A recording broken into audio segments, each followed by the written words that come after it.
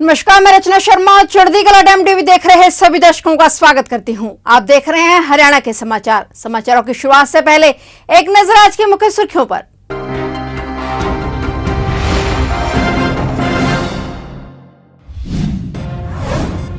अपराध और भ्रष्टाचार समाप्त करना ही शहीदों को सच्ची श्रद्धांजलि, बलिदान दिवस कार्यक्रम में बोले सीएम मनोहर लाल।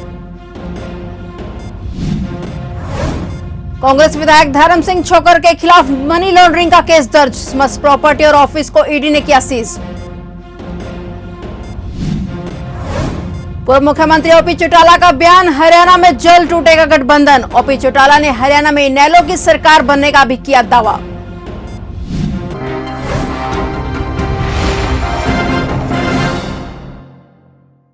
और अब समाचार विस्तार से।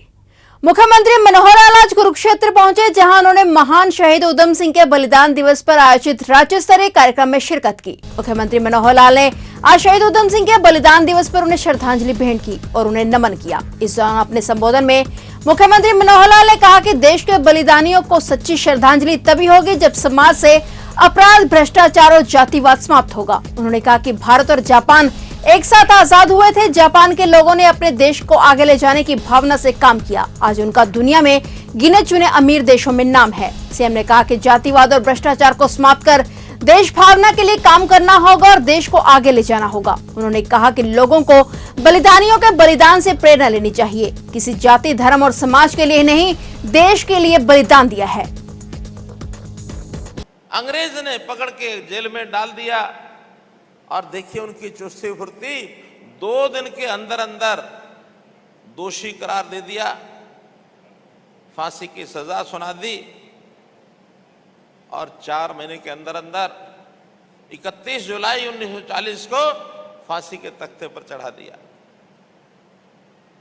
उस दिन इस देश के लोगों के रोंगटे खड़े हुए कि शहीद उधम सिंह ने देश के लिए जान दी है। हमको इस अंग्रेज को यहां से भगाना है, देश को आजाद कराना है। ये मैं समझता हूं उनकी इतनी बड़ी प्रेरणा थी कि उनको कभी भुला नहीं सकते हैं, कभी भुला नहीं सकते। आखिर आज हम खुली हवा में आजाद भारत में सांस ले रहे हैं तो केवल ऐसे बलिदानियों के बलिदान के कारण से ले रहे हैं। इंग्लैंड की धरती पर यानी भारतवर्ष से बाहर क्रांतिकारियों में किसी का इस प्रकार का फांसी से फंदा चूमने का ये इनका दूसरा उदाहरण था। उससे पहले मदनलाल धिंगड़ा भी कर्नल वाहेली को मार करके उन्होंने भी फांसी का फंदा वहीं चूमा था। ये उस समय के इतिहास भरे पड़े हैं। आज हम ऐसे लोगों को याद करते हैं। देश आजाद हो गया है, लेकिन आजादी के बाद एक बात हमारे ध्यान में जरूर रहनी चाहिए कि इस देश को इतना मजबूत करना है कि अब दोबारा से दुनिया का कोई भी ऐसा व्यक्ति, कोई ऐसा संगठन, कोई ऐसी संस्था भारतवर्ष के ऊपर टेढ़ी नजर से न देखे। उस समय हमारे लिए नारा होता था, देश के लिए मरना है, मरना पड़ेगा तो मरेंगे, आजादी लेकर रहेंगे, देश के लिए मरेंगे। लेकिन मित्रों, भाइयों बहनों, आज देश हमारा आजाद है। आजाद देश के समय अब हमारी जिम्मेवारियां भी बदल गई हैं, हमारा लक्ष्य टीचा भी बदल गया है। आज अपने देश को हमने कैसे आगे बढ़ाना, कैसे ऊंचा उठाना है। और आज अगर हमको नारा कोई देना है तो आज हमें देश के लिए जीना है। 2024 लोकसभा चुनाव को लेकर भारतीय जनता पार्टी की तरफ से अलग अलग जिलों में पन्ना प्रमुख सम्मेलन किए जा रहे हैं। इसी कड़ी में डबवाली में पन्ना प्रमुख सम्मेलन का आयोजन किया गया। इस कार्यक्रम में हरियाणा भाजपा प्रभारी विप्लव देव ने बतौर मुख्य अतिथि शिरकत करते हुए कहा कि हरियाणा के साथ साथ पंजाब में भी जीत दर्ज करनी है। इस दौरान उन्होंने पूर्व मुख्यमंत्री भूपेंद्र सिंह हुड्डा पर भी निशाना साधा। इस मौके पर सिरसा सांसद सुनीता दुग्गल के साथ साथ भाजपा के कई नेता भी मंच पर मौजूद रहे। मंच से हरियाणा भाजपा प्रभारी ने कहा कि डबवाली से भाजपा विधायक नहीं होने के बावजूद सरकार ने यहां 150 करोड़ का प्रोजेक्ट शुरू किया। डबवाली को पुलिस जिला बनाया गया। विप्लव देव ने कहा कि सोचिए यदि डबवाली की जनता ने भाजपा विधायक बनाया होता तो कितना काम होता। उन्होंने भाजपा कार्यकर्ताओं को संबोधित करते हुए कहा कि इन चुनावों में डबवाली सिरसा के साथ साथ पंजाब को भी जीतने का काम करना है। वहीं उन्होंने कहा कि पाकिस्तान में जो पंजाब है वो भी हमारा है, इसलिए हमारी नजर वहां भी है। वहीं विप्लव ने पूर्व मुख्यमंत्री भूपेंद्र सिंह हुड्डा पर निशाना साधते हुए कहा कि आज भूपेंद्र हुड्डा पेंशन बढ़ोतरी के साथ साथ तरह तरह के लुभावने वादे कर रहे हैं। उन्होंने कहा कि 10 साल आपकी सरकार रही, आपने जनता के लिए क्या किया। जो प्यास का कहीं नहीं सुना के यहां से इलेक्शन जीतते थे, प्यास की कहानी बता के आपसे रुला के आपके वोट लेके जाते थे, किंतु आपको पानी नहीं पहुंचाने वाले थे। ऐसा कांग्रेस और विरोधी दल जो इस विधानसभा लोकसभा में इलेक्शन में लड़ते थे, जीतते भी थे आपसे आशीर्वाद से, किंतु आपका प्यास नहीं बुझाया। प्यास किसी ने बुझाया तो नरेंद्र मोदी की सरकार और भारतीय जनता पार्टी के विधायक अभय सिंह यादव जी जब आए तब करें। इतिहास और पीछे की बात भूलनी नहीं चाहिए। ये कौन है जो आपको प्यास बुझाता नहीं था? ये कौन है जो आपके जमीन में पानी पहुंचाने नहीं देता? क्या ये 70 में नहीं हो सकता था? 1980 में नहीं हो सकता था? क्यों नहीं हुआ? किसी ने रोका? किसी ने रोकी हुई थी?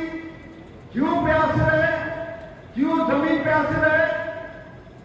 उसका कारण तो आप लोग जानते हैं, भूलना नहीं चाहिए। कुछ लोग बैठे हुए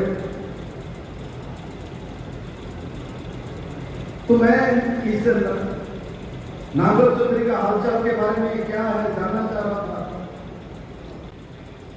और एक दुख भरी कहानी मुझे उस समय सुनाया। मुझे पता नहीं है, मैं तो सफर करते हुए आने वाले लोग जो हमारे जीवन का सबसे दुख है, हमारे मां बेटी तो पानी लेते हुए ही रह जाता है। अंत में गर्व करता हूं, हमारे पास अभय सिंह जैसा विधायक है, जिन्होंने वो जो कहानी मेरे को सुना था, जो मेरे मां बेटियां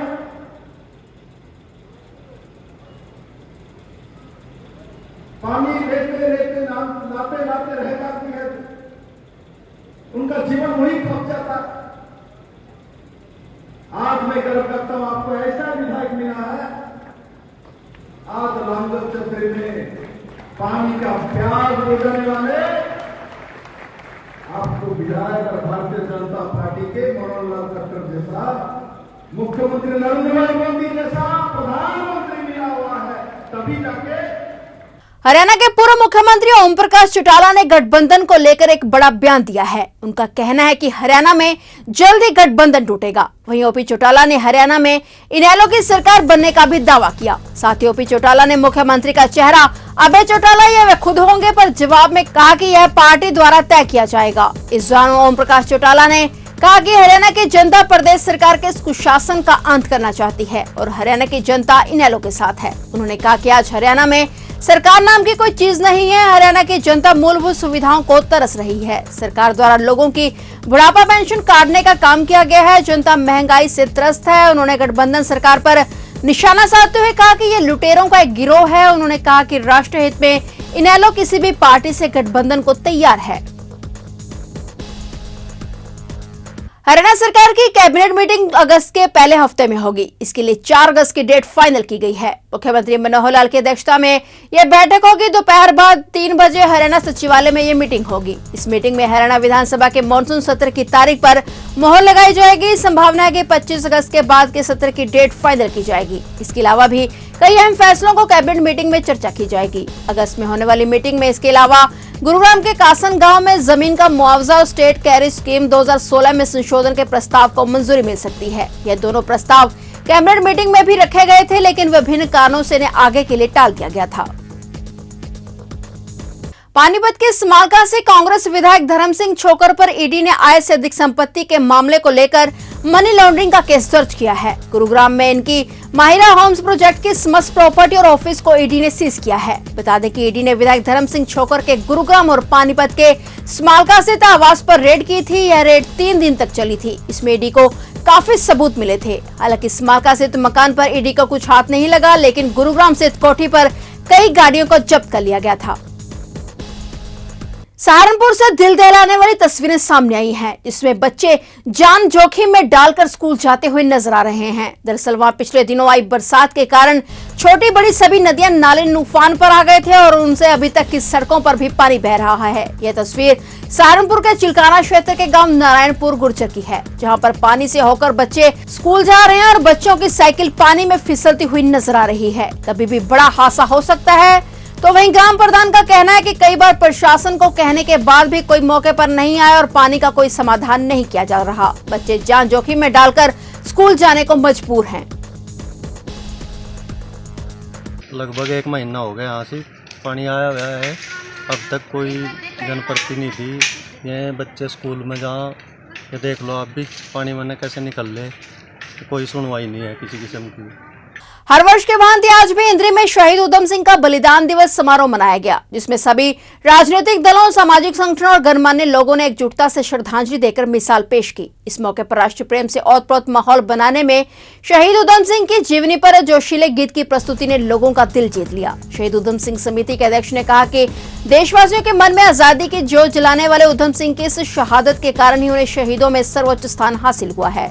समिति शहीद उधम सिंह की जीवनी पाठ्य पुस्तकों में शामिल करने और उनके नाम पर प्रमुख सार्वजनिक स्थानों के नाम रखने की मांग करती है, ताकि उनके जीवन से देशवासियों के मन में आपसी एकता, भाईचारा, राष्ट्र प्रेम की भावना मिलती रहे। इसके साथ ही शहीद उधम सिंह समिति शहीद उधम सिंह की तरह देश के लिए अपने प्राण न्यौछावर करने वाले सभी राष्ट्रभक्तों को नमन करती है। हर वर्ष की भांति इस बार भी शहीद उधम सिंह समिति ने एक विशेष इतिहास रचा है। सभी धर्म के, सभी जात के, सभी राजनीतिक दलों के लोगों ने एकजुटता से शहीद उधम सिंह जी को नमन किया है और ये हमारे लिए गर्व की बात है। इंद्रिय हल्के के लोगों के लिए गर्व की बात है।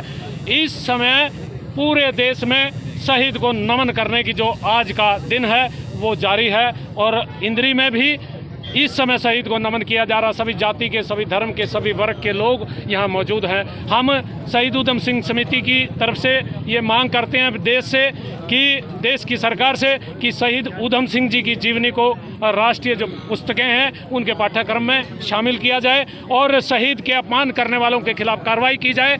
शहीद उधम सिंह के अपमान की कई घटनाएं सामने आई हैं, ये देश के लिए शर्म की बात है। हम सरकार से मांग करते हैं कि इस तरह की कार्रवाई करने वालों के खिलाफ तत्काल कार्रवाई करें।